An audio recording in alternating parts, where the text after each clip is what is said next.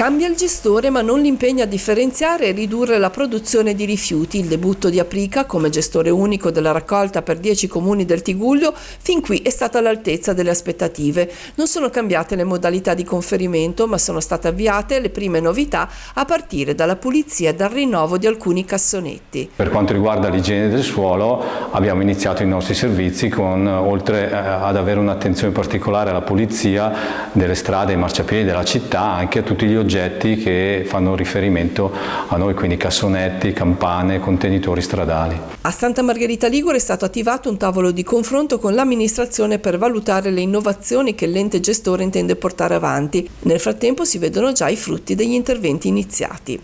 Di pulizia di campane e cassonetti o viceversa, di sostituzione di quelli che erano vetusti o malorati o di implementazione con strutture nuove, e anche avranno visto i cittadini come nel centro storico hanno cominciato a operare soltanto mezzi elettrici, era una delle nostre previsioni di bando. Quindi direi questo: il passaggio vuole essere il più indolore possibile, in maniera che le nostre abitudini, le nostre buone abitudini non devono cambiare, ma nel contempo invece ha una lunga prospettiva di tanti miglioramenti che arriveranno progressivamente nei prossimi mesi. Forte del suo 77% di raccolta differenziata riferito all'anno 2022, Santa Margherita Ligure intende mettere in campo ulteriori azioni per incrementare questo traguardo e migliorare la sostenibilità ambientale.